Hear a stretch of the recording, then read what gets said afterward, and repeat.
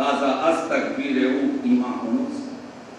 کتنے خوبصورت شعر ہیں حسین کی کہ آج اگرچہ کہ ہمارے پاس سے شام کی بغداد کی شان و شوکت جا چکی ہے، اگرچہ کہ ہمارے پاس غرناطہ کی وہ یورپ کی 700 سالہ حکومت کی سطوت اور عظمت چلی جا چکی ہے، تارے ماں از زخمش لرزاں ہنوز. یہ حسین کا طفیل ہے، یہ حسین کی شہادت کا اثر ہے کہ ہمارے دل کے تاروں میں ابھی جنبش باقی ہے. تازہ از تکبیر او ایمان ہنوز.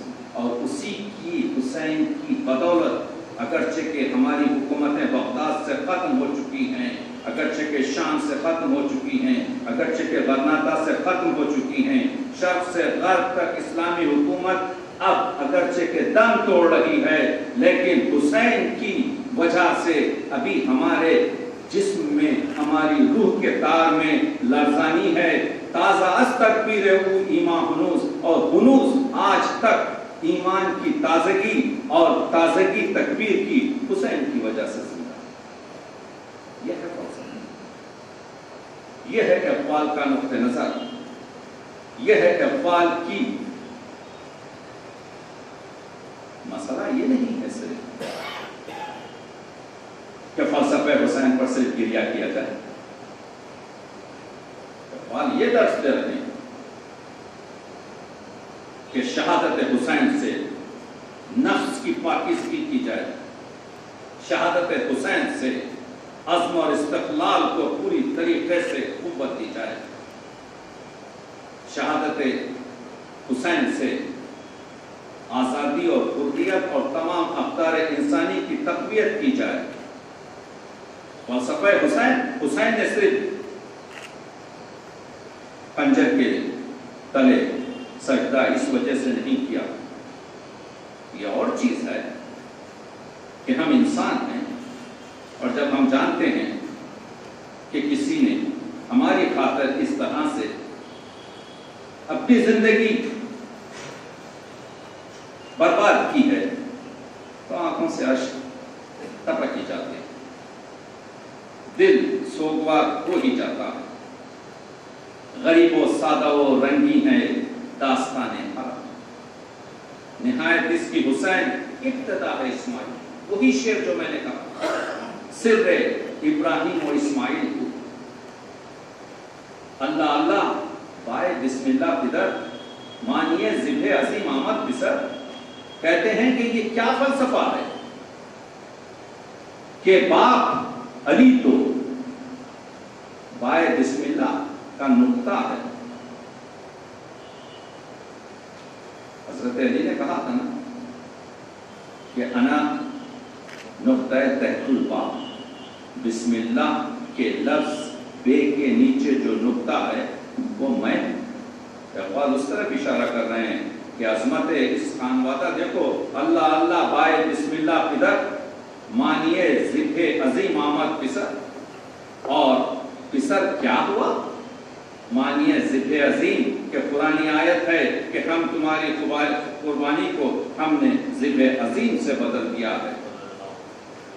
اس طرح سے اقوال فلسفے جوڑ رہے ہیں، ان سے ان کی لکیر کو جوڑ رہے ہیں، محور عشق سے پوری طریقے سے عشق کو جوڑ رہے ہیں.